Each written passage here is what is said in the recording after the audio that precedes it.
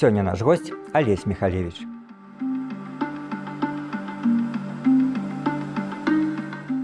Добрый день. Добрый день. Олесь нарадзіўся ў 75-м годзе ў Менску ў сям'і навуковых супрацоўнікаў, выпускнік юрыдычнага факультэту БДУ па спецыяльнасці палітолаг-юрыст. Падчас вучобы ў універсітэце ўзначальваў задзіночанне беларускіх студэнтаў, грамадскую арганізацыю, якая абараняе правы студэнтаў. Быў намеснікам старшыні партыі БНФ, дэпутатам Пухавіцкага раённага савету Менскай вобласці, каардынатарам асамблеі дэпутатаў мясцовых саветаў. На выбарах у 2010 годзе быў зарэгістраваны кандыдатам у прэзідэнты. Раніцай 20 снежня пасля дня галасавання арыштаваны па абвінавачанні ў масавых беспарадках. Праз 2 месяцы быў вызвалены пад падпіску аб нявыездзе. Праз тыдзень зрабіў гучную заяву пра катаванне над вязнямі ізалятара і заявіў, што ён быў адпушчаны толькі пасля таго, як даў падпіску пра супрацоўніцтва з КДБ, ад якога ён публічна адмовіўся. Зараз Олесь Михалевич працуе адвакатам. Давайте пачнем фактычна, можа быць, з дзяцінства, з юнацтва, бо мне цікава, як вось в канцы 80-х людзі з інтэлігентных менскіх сем'яў прыходзілі ў палітыку. Чаму вас гэтая тэма, скажем так, запаліла? Чаму вы сталі палітычна актыўным? Як вы можаце прасачыць сваю гэтую эвалюцыю? Моя маці займалася даследаваннямі генных мутацый чарнобыльскіх дзяцей. Увогуле, да чарнобыльскай аварыі займалася даследаваннем генетыкі чалавека. І я бачыў все тыя несправядлівасці, бачыў выгнаных дзяцей на першамайскія дэманстрацыі, там, 86-м. Гэта ўсё ў сям'і вельмі актыўна абмяркоўвалася.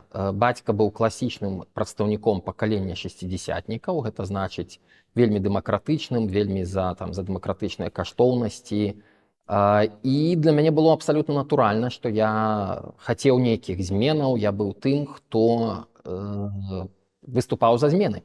Плюс да гэтага мая сям'я была ў абсалютнай меншасці тых, хто выйграў на распадзе Савецкага Саюза. Мая маці пачала ездзіць за мяжу, яна не была ў камуністычнай партыі, і першы яе замежны выезд адбыўся в канцы 80-х. Бацька дастаткова добра стаў зарабляць, таму што у яго было вельмі шмат рацыяналізатарскіх прапановаў, яму пачалі плаціць дастаткова вялікія грошы. Карацей, як бы для мяне распад Савецкага Саюза, у тым ліку для маёй сям'і у матэрыяльным плане быў чымсьці вельмі пазітыўным, паспяховым і класным. Маці пачала прывозіць з замежжа вельмі шмат чаго, пачала зарабляць вельмі вялікія грошы на супрацы з замежнымі навукоўцамі.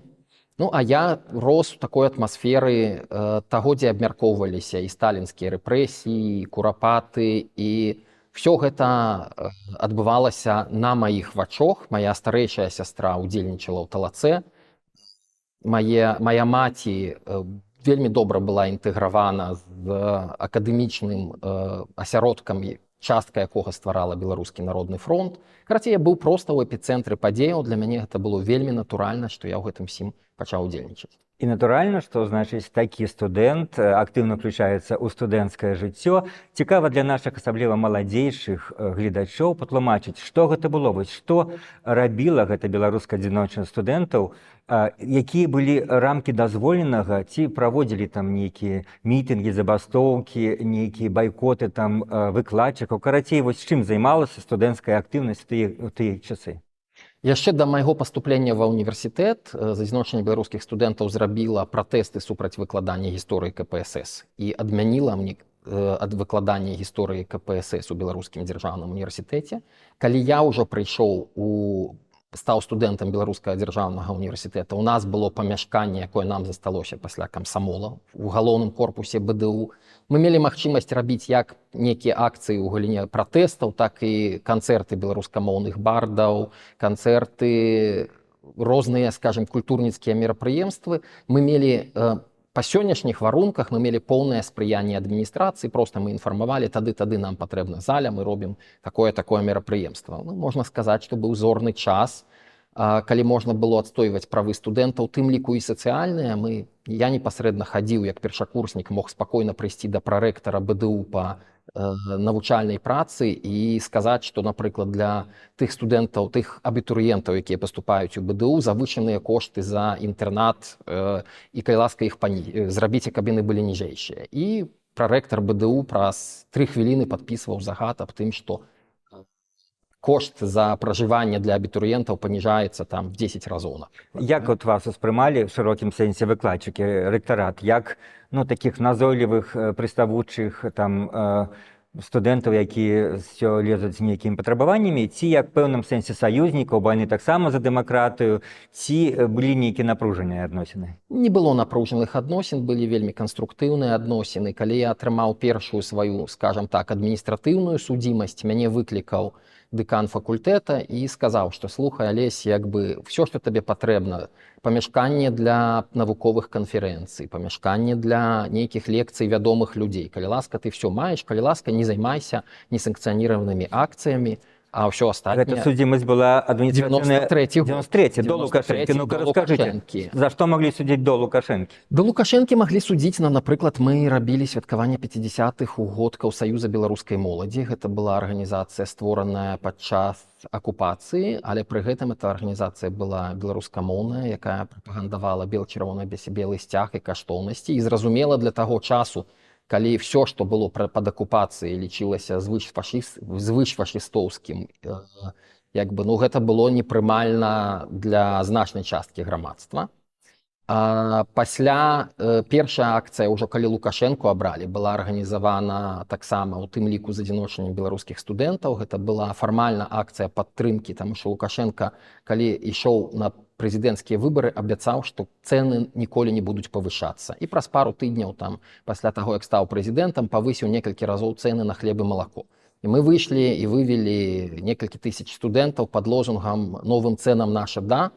Дзякуй прэзідэнту за хлеб і малако, і паказваючы, што студэнты не змірыліся, што студэнты не пагадзіліся з тым, што Лукашенко стаў прэзідэнтам, і што мы будзем яго кантраляваць і будзем ўсё роўна арганізоўваць пратэсты.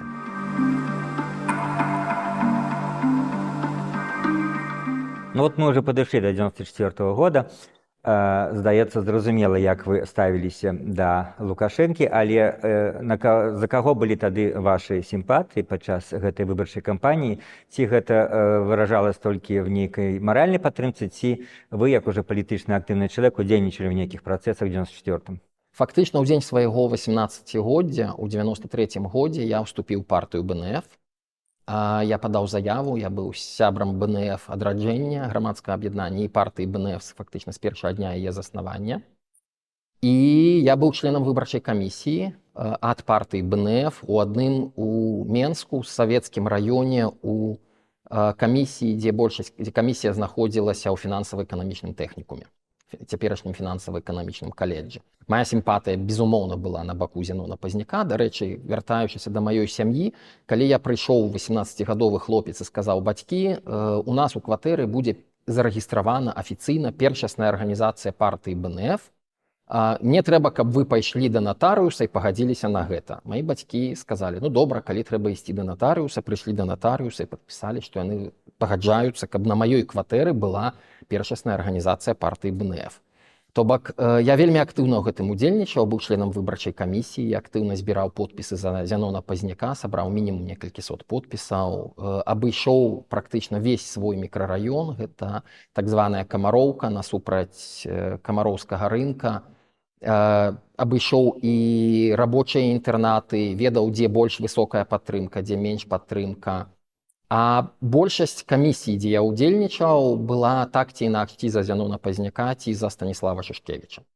І вось з улікам і вашых сямейных адносінаў, і актыўнасці студэнцкай, і потым актыўнасці БНФ, ці было для вас все гэта шокам, то, што адбылося ў 94-м годзе? Маю на ўвазе пэўнае кола нашых сацыяльных сувязяў, знаёмстваў, зараз ужываюць значэнне бурбалка, не абавязкова гэта, але мы жывем сярод такіх людзей, якія маюць адны погляды, і раптам атрымліваем вынікі выбараў іншыя. Для вас гэта было шокам?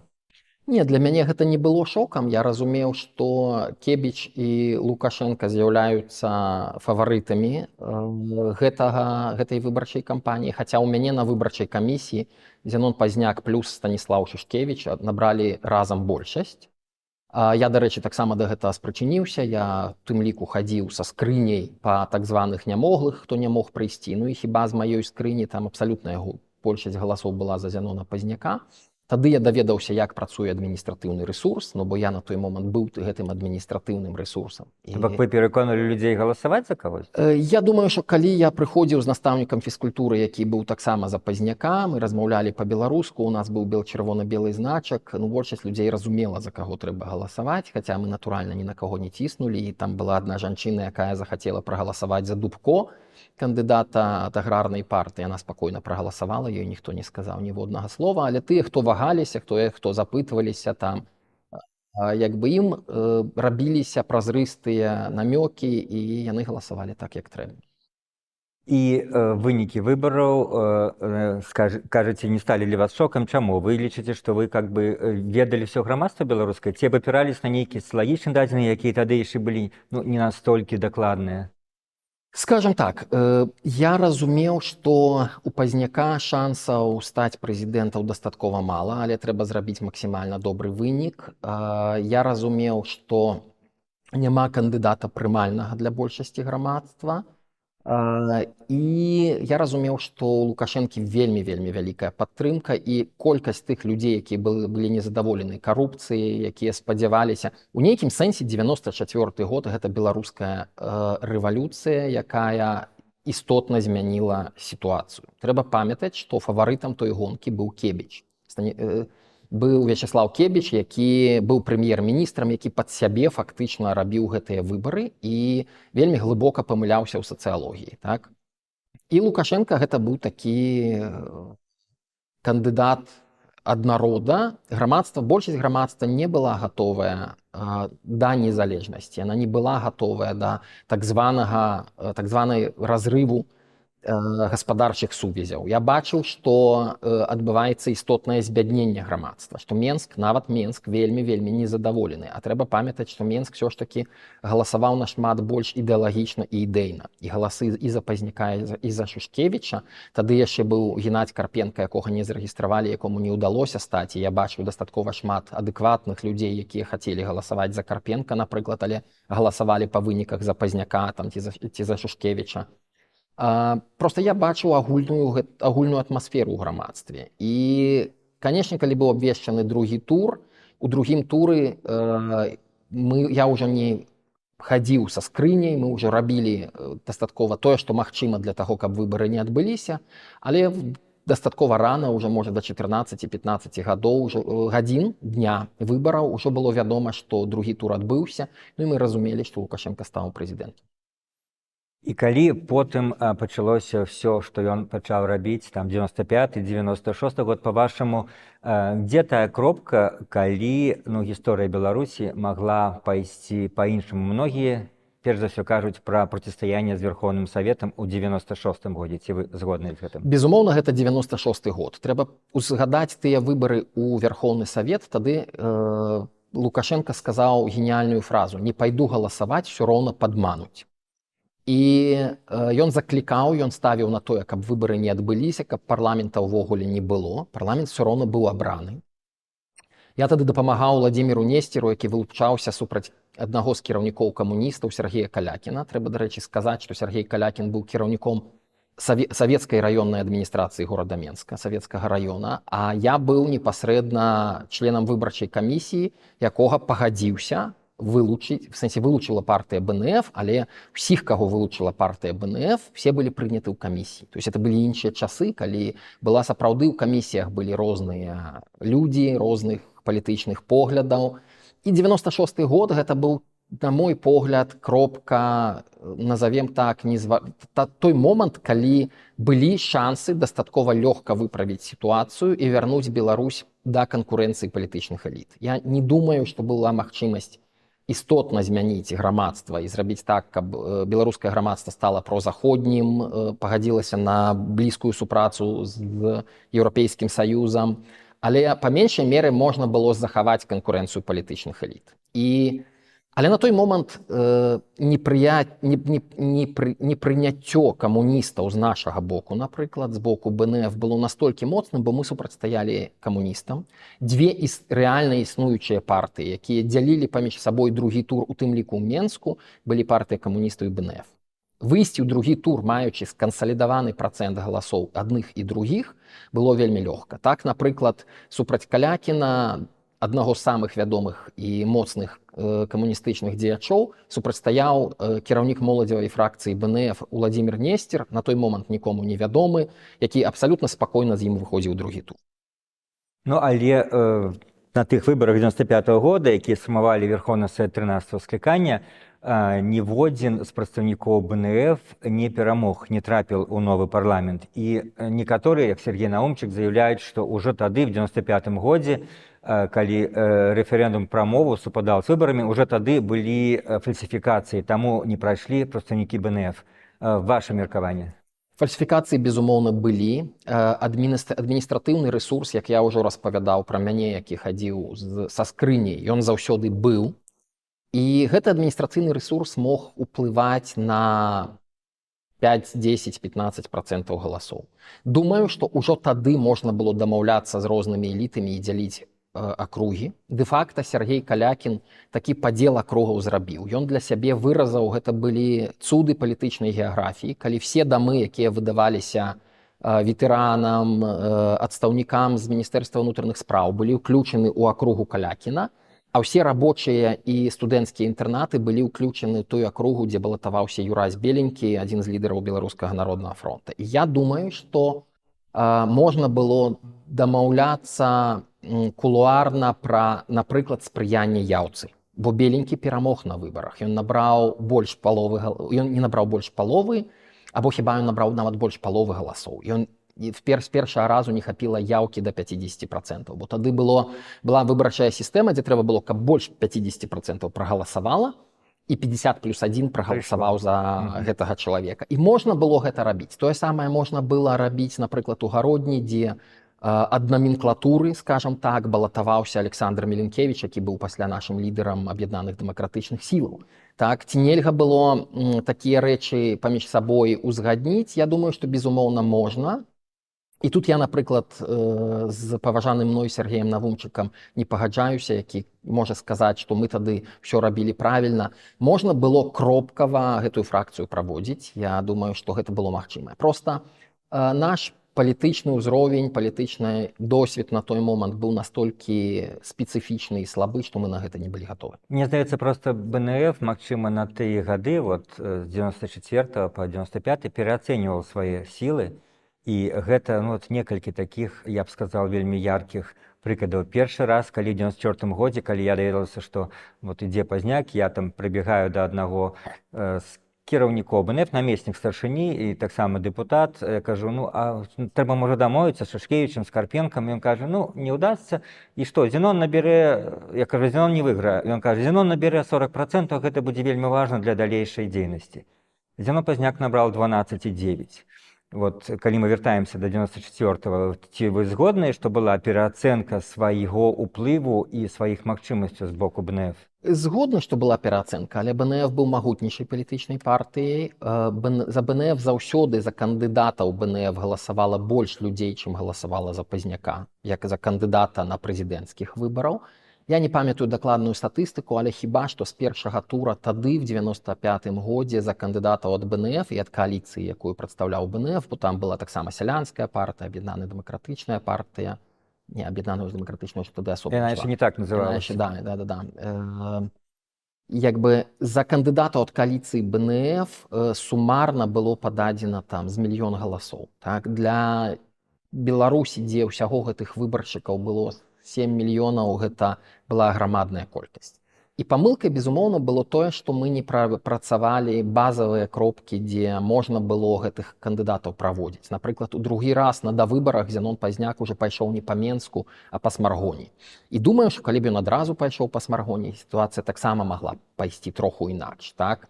Бо заўсёды на давыбарах абірацца заўсёды троху складаней, чым з першага раза. Так?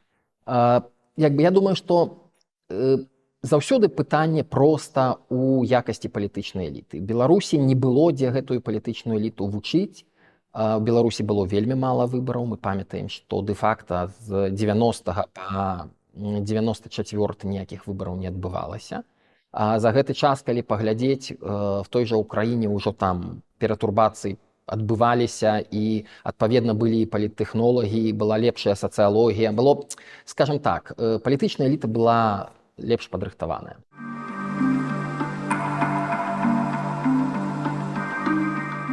І вось гэты самы, так сказать, паваротны 96-й год, то, што ў выніку ў Верховным Савеце не апынулася нікога з БНФ, по-вашаму, і стала вырашальнай, скажем, момантам для таго крызісных дзён, калі Верховны Савет павёўся недастаткова вырашальна, недастаткова смела? У тым ліку гэта стала, таму што як бы унутраная палітычная камунікацыя, размовы, пераконванне, тое, што рабіла дэпутацкая апазіцыя БНФ у 12-м скліканні, з 90 па 95, гэта вельмі істотная праца.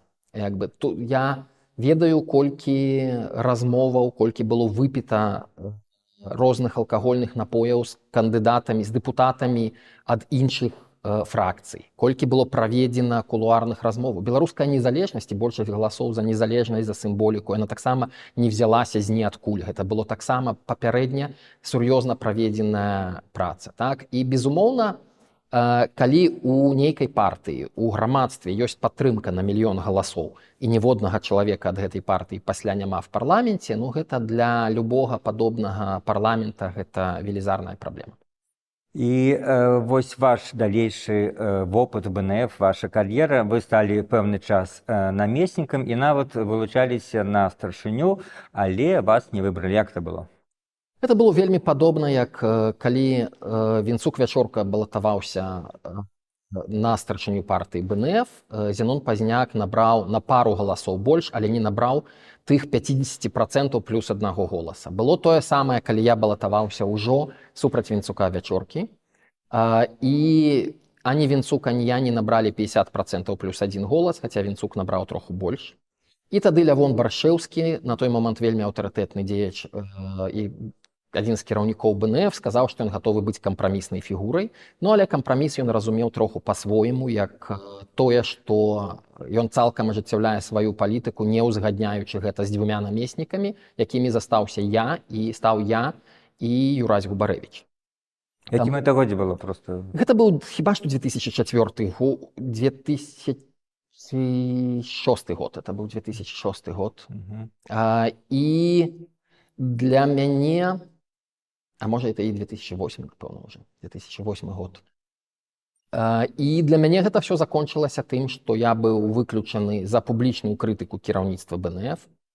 Хачу заўважыць, што публічная крытыка забаронена толькі ў фашысцкіх і камуністычных партыях. Это дастаткова нармальна, што чалавек можа выказваць нязгоду з нейкімі унутранымі працэсамі ў партыі. Увогуле, камусьці зараз дастаткова, ну, скажем так, нечакана, а можа і дзіка прагучыць, што адзін з лідараў БНФ быў выключаны з дэмакратычнай партыі за публічную крытыку нейкіх кіраўніцтва этой партыі. Але гэта вельмі звычайная з'ява. Калі людзі, якія у старэйшае пакаленне ў БНФ, это былі тыя людзі, якія супрацьстаялі камуністычнай партыі, то адзіная мадэль, якую яны ведалі, это была мадэль камуністычнай партыі. У нейкім сэнсе, як калісьці сказаў Чарнамырдзін, расійскі прэм'ер, што не будуем, ўсё роўна райком КПСС атрымліваецца.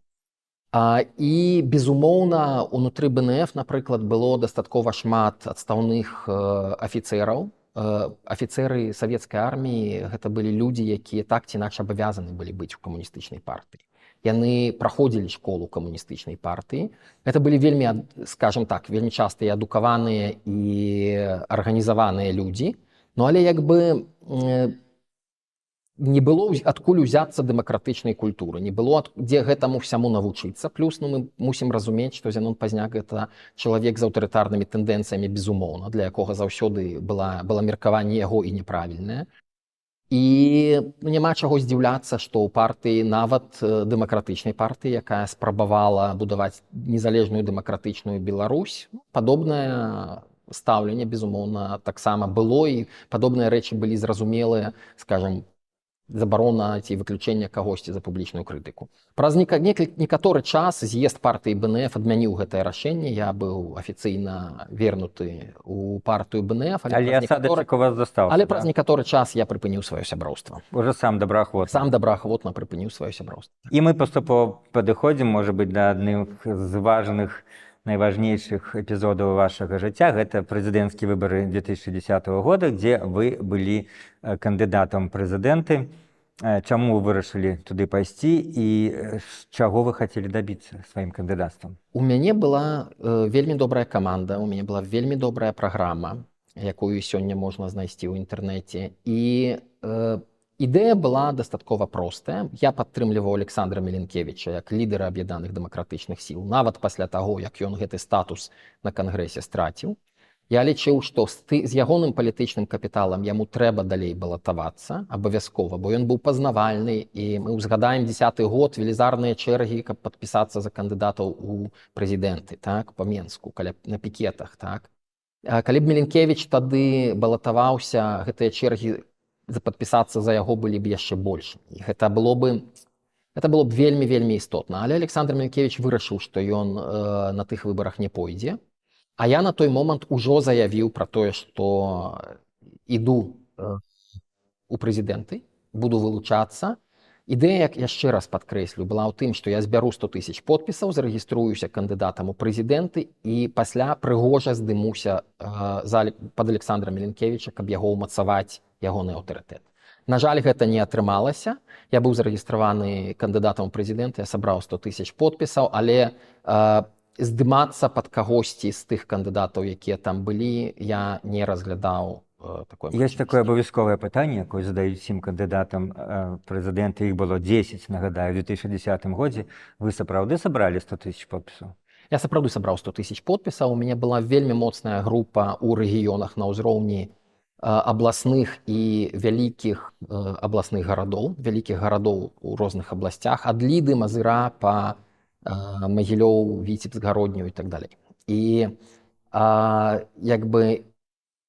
вельмі разгалінаваная, у меня была 2300 зборшчыкаў подпісаў, это вельмі вялікая колькасць зборшчыкаў. І тое, што пасля Лукашенко вырашыў зарэгістраваць усіх, гэта было ягонай, у тым ліку хіба што і тых, хто не сабраў, хто проста подпісы ксерыў.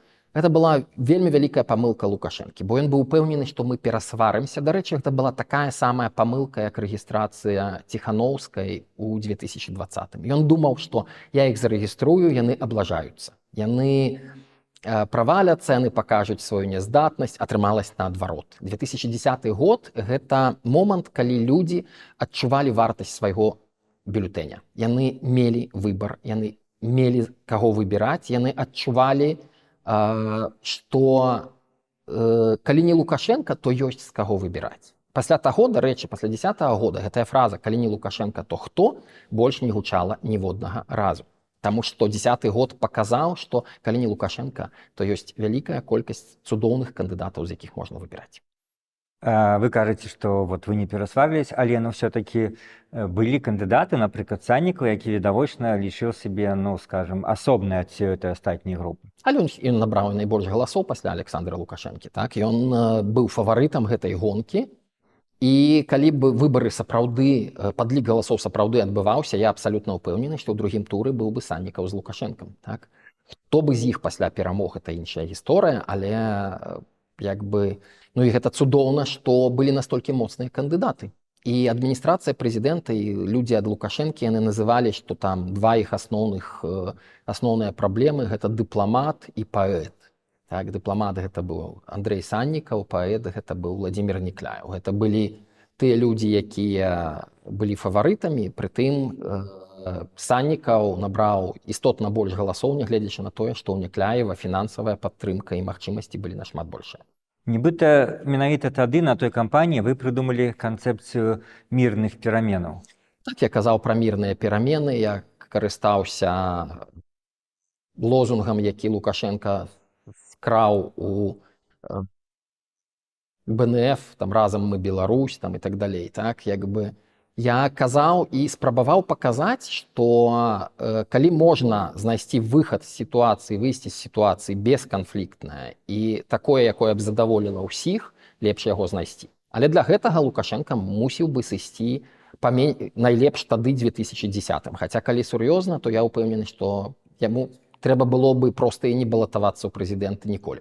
Але тады мала хто памятае ўжо, но гэта таксама быў разгар такой міні-лібералізацыі. Праходзілі пікеты, вось не было ніякага ў большасці ўражання, што адбудзецца тое, што адбылося 19 снежня пасля, так сказаць, выбарчага дня, калі большасць кандыдатаў прэзідэнтаў захапілі, арыштавалі і калі схапілі каля 700 чалавек на плошчы. Вы чакалі такога? Не, я, безумоўна, такога не чакаў. Дакладней, я чакаў, што могуць быць арышты, я чакаў, што могуць пасадзіць людзей на суткі, але я, безумоўна, не чакаў таго, што будзе велізарная крымінальная справа, ну, велізарная, па цяперашніх мерках маленькая крымінальная справа на 40 чалавек, так? А я, безумоўна, гэтага не чакаў. І трэба сказаць, што гэта было абсалютна не ў інтарэсах рэжыма, таму што было поўнае прызнанне захаду. Заходнія выбары адбываліся ў другой палове снежня. Калі б амбасадары збольшага былі ў сябе на вакацыях ужо па сваіх краінах, так? Калі б яны вярнуліся 5-7 студзеня 2011 года і да таго часу павыпускалі бы ўсіх людзей з сутак, якія былі арыштаваны на плошчы, Лукашенко бы захаваў всю супрацу з захадам, все было бы business as usual, бізнес як заўсёды працягваўся бы надалей. І я не мог гэтага зразумець, навошта гэта яму было патрэбна. Думаю, што проста вось гэтыя псіхі, і тады, дарэчы, у турме, у ізалятары я зразумеў адну рэч, што я не вельмі надаюся для беларускай палітыкі ў аўтарытарныя часы, таму што я спрабую ўсё падлічыць як шахматыст, як чалавек, які пралічвае розныя хады і пралічвае розныя хады з гледзяшча інтарэсаў людзей. А беларускую сітуацыю трэба разглядаць псіхіатрам. І ў гэтым плане ваша размова са Шчыгельскім, на жаль, можа даць нашмат больш тлумачэнняў, чым размова з такім чалавекам, як я, які з'яўляецца палітолагам, юрыстам, доктарам сацыяльных навук, які можа прадбачыць розныя рэчы з гледзяшча інтарэсаў, але што датычыцца таго, каб прадбачыць псіхалагічны там ці псіхіятрычны стан нейкага чалавека, ну, з гэтым у мяне, як аказалася, ёсць пытанне. Ну, то бок, да, шахматыст ведае правілы гульні, якія нельга, так сказаць, парушаць, і адбываецца ўсё на гэтай дошцы. І па якіх, дарэчы, а тут бярэ нейкі іншы шахматыст этой дошкай і б'е яго па галаве. Або насаджвае гэтую дошку на голову, так? І, ну, і, безумоўна, для мяне было дзіўна, бо я быў упэўнены, што пры тых правілах, бо медыа былі падкантрольныя Лукашэнку. Роля інтэрнэта ў 2010 годзе ўжо была значная, але яна была і блізка не такая вялікая, як у 2020 годзе або цяпер, так?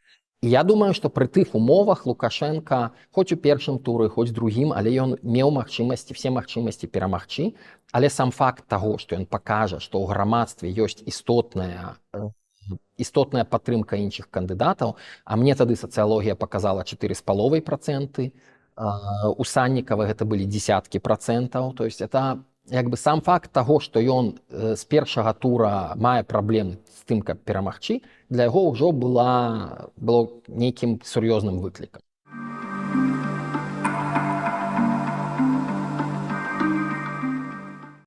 10 января, когда меня перевели из следственного изолятора МВД из Володарки назад в Американку, меня выволокли люди, те же самые люди без опознавательных знаков, в камуфляже, в масках, выволокли из камеры, одели сзади наручники, подняли эти наручники так, что мое лицо ударялось об бетонный пол, спустили меня по винтовой лестнице в отдельное помещение, начали поднимать руки так, что хрустели кости, и при этом требовать, чтобы я пообещал, что буду исполнять все, что мне говорят сотрудники комитета госбезопасности. И это остановилось, эти руки поднимали настолько высоко и так долго, пока я не сказал, что да, я буду все исполнять. Напэўна, адна з самых вядомых прэс-канферэнцый у гісторыі Беларусі, як мне падаецца, то бок нагадаю нашым гледачам абставіны. Вас вызваляюць з СІЗА КДБ пад падпіску аб невыездзе, і праз тыдзень, я памятаю, як гэта сэкрэтна было абстаўлена, калі казалі вашы калегі: ну вось Алесь Михалевич даст одну прэс-канферэнцыю. А пра што? Ну там пабачыце, нешта цікавае будзе. Мы прыходзім на прэс-канферэнцыю, вы заяўляеце такое, вось, пра катаванні і пра тое, што вас вымусілі даць распіску пра то, што вы будзеце агентам КДБ, і вы зараз разрываеце гэтую дамоўленасць вось пры людзях. То бок зараз 100 разоў, напэўна, узгадваючы гэты варыянт, вы лічыце, што па-іншаму немагчыма было адтуль выйсці? Выйсці было, безумоўна, магчыма, толькі нашмат пазней, істотна пазней. Мне казалось пра тое, што я атрымліваю крымінальны артыкул і сяжу дастаткова доўга, калі я гэтага не зраблю.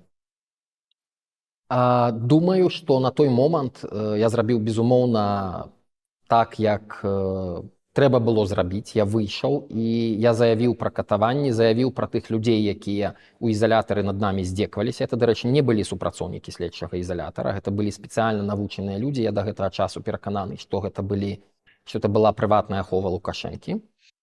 І пасля гэтага гэтыя людзі з ізалятара зніклі. Пра гэта пацвярджаў і Анатоль Лябедзька, і Аленевіч, палітзняволены. Гэта пацвярджалі практычна ўсе, хто на той момант знаходзіліся. Я думаю, што гэта адна з тых пазітыўных рэчаў, вельмі сур'ёзных, класных рэчаў, якія я зрабіў у сваім жыцці. Але людзі з 24-го года могуць не зусім разумець, як это так, вы на волі далі прэс-канферэнцыю, такую, ну, скажем, вельмі сенсацыйную, шокавую, і пасля гэта вас зноў не схапілі, не пасадзілі назад.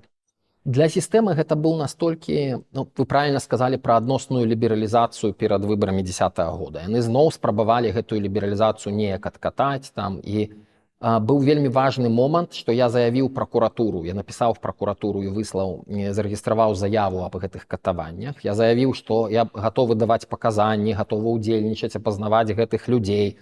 Ну і пракуратура і вся дзяржаўная сістэма завісла.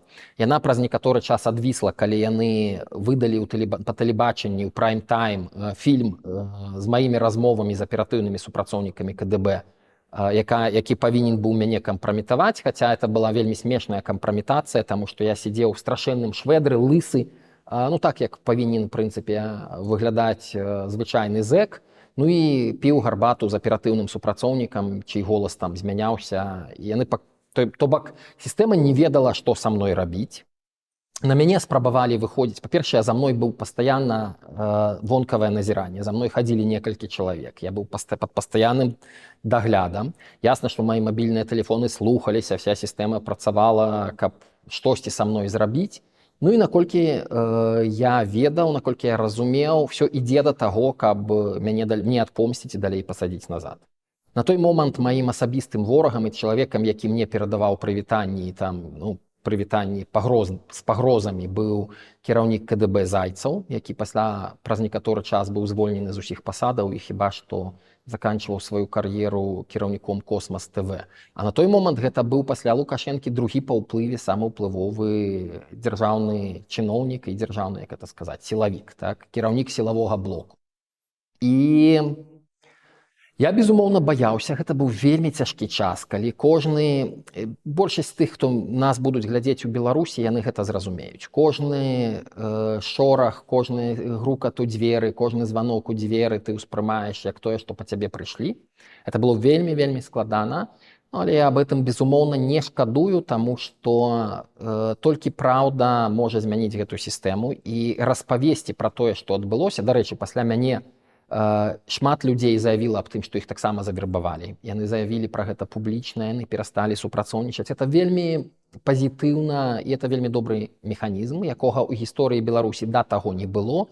Ну і я вельмі рады, што я спрычыніўся да таго, каб паказаць, што так можна рабіць. І выніку вы все-таки вымушаны былі з'ехаць з Беларусі. Гэта адбывалася неяк спакойна, легальна, ці вы таксама нейкімі шляхамі? Гэта адбывалася полулегальна, бо ў мяне быў стары пашпарт, які быў афіцыйна страчаны ўжо. Мой актуальны пашпарт знаходзіўся в КДБ на той момант. І я з'ехаў праз Расію заехаў ва Ўкраіну, і ўжо ва Ўкраіне, а это была Украіна Януковіча, якая вельмі блізка супрацоўнічала з Лукашэнкам, мне ўдалося за некалькі дзён атрымаць чэшскую візу і пераехаць у Чэхію. Я, безумоўна, удзячны чэшскай дзяржаве за тое, што яна стала для мяне в нейкім сэнсе другой айчынай.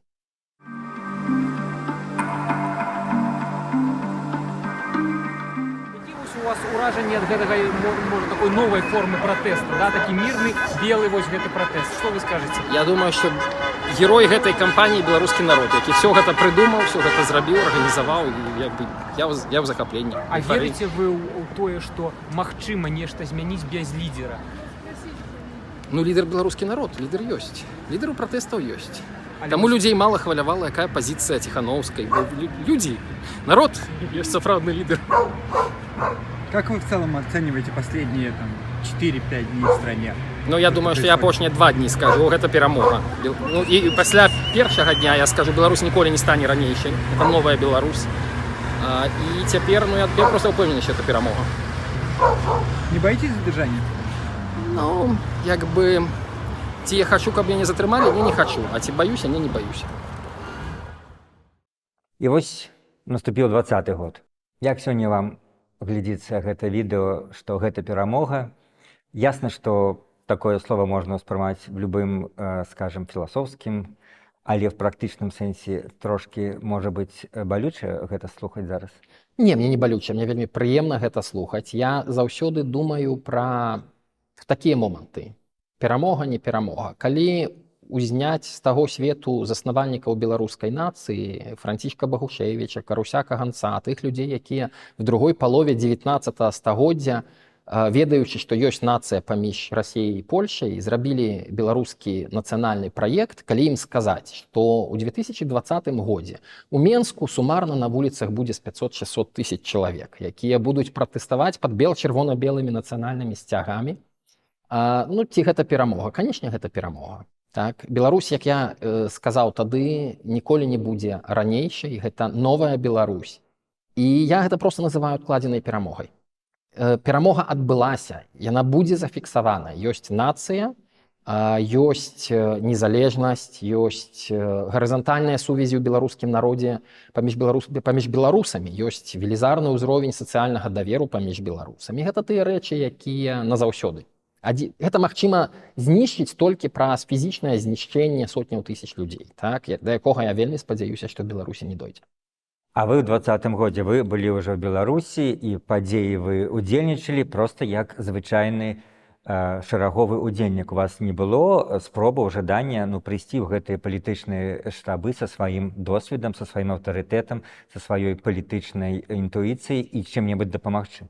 Я казаў пра тое, і ў гэтым відэо я казаў пра тое, што лідар пратэстаў беларускі народ, і мне гэты лідар вельмі падабаецца, і я лічу, што гэты лідар цалкам цудоўна справіўся са сваёй задачай.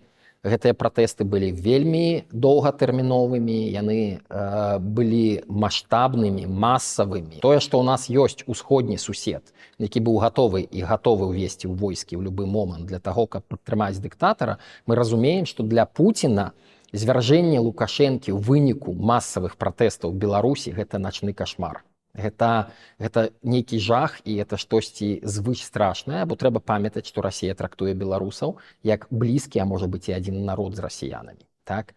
І для іх гэта была мадэль, на якую яны ні за што не гатовы былі пагадзіцца. Але гэта частка гісторыі, гэта той момант, пасля якога я магу сказаць, што беларуская нацыя сфармаваная. Тое, што мы рабілі, вяртаючыся да Францішка Багушевіча, праз беларускіх лідараў 20-го стагоддзя, тое, што было зроблена ў 2020-м, гэта беларуская нацыя ёсць, гэта зафіксавана, гэта факт, які адбыўся. І тое, што сёння Ціхановскую прымаюць на вышэйшым узроўні, гэта не толькі пытанне Ціхановскай, это пытанне таго, што заходняя і сусветная палітычная эліта прыняла, што беларусы ёсць як нацыя. Гэта важна, гэта крута, гэта поспех і гэта перамога. Але зноў-такі, гэта вы мысліце катэгорыямі шырока гістарычнымі. Але людзі, якія жывуць тут і зараз, і якім, можа быць, хацелася б пераменаў ці хаця бы адсутнасці рэпрэсій вось в дадзены канкрэтны момант в Беларусі, ці тым, хто жыве вымушаны жыць за мяжой вяртання на сваю радзіму, як ім глядзець на гэтую перспектыву гістарычную дзесяцігоддзямі і стагоддзямі? Ім, можа быць, хочацца штосьці больш канкрэтнае, што вы адказалі на такі больш канкрэтны запыт пра перамогу? Усім бы гэтага, безумоўна, хацелася. Гэта хацелася і чэхам, і славакам у 1968-м. Гэта хацелася палякам в 1980-м. Я, як чалавек з гістарычнай ці з паліталагічнай падрыхтоўкай, вельмі спакойна стаўлюся да гістарычных катэгорый, а кожны асобны чалавек павінен зразумець, як яму прымяніцца ці ўмантавацца, як яму пражыць цікавае і годнае жыццё самім.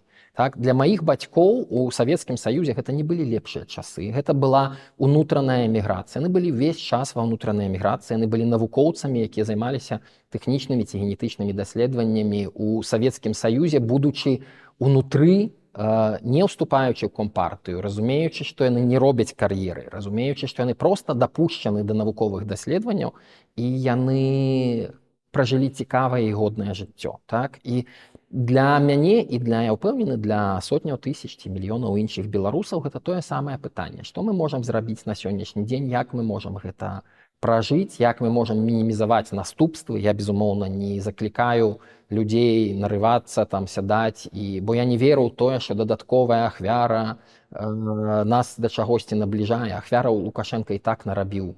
Не толькі Лукашенко, Расія. Ахвяра ў Беларусі нарабіла больш, чым дастаткова.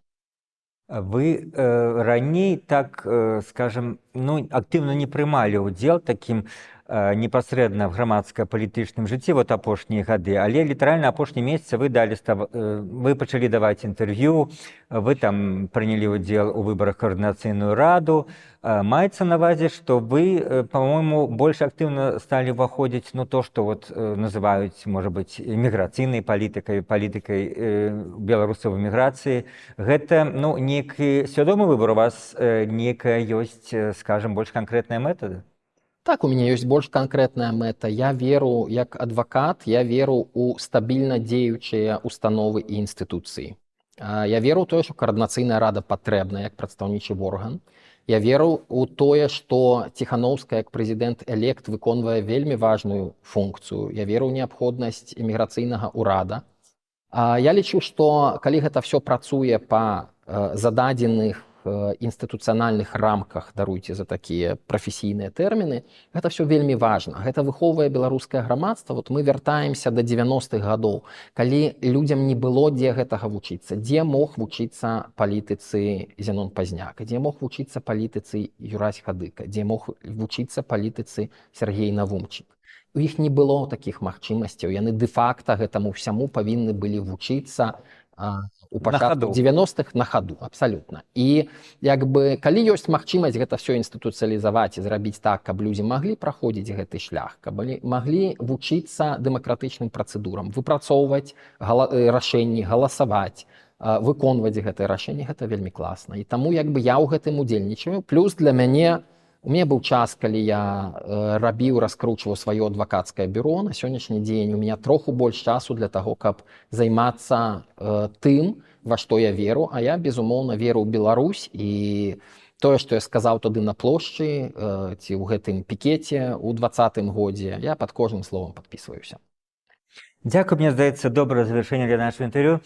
Дзякуй вялікі, Алесь, за гэтую шчырую размову. Дзякуй вялікі.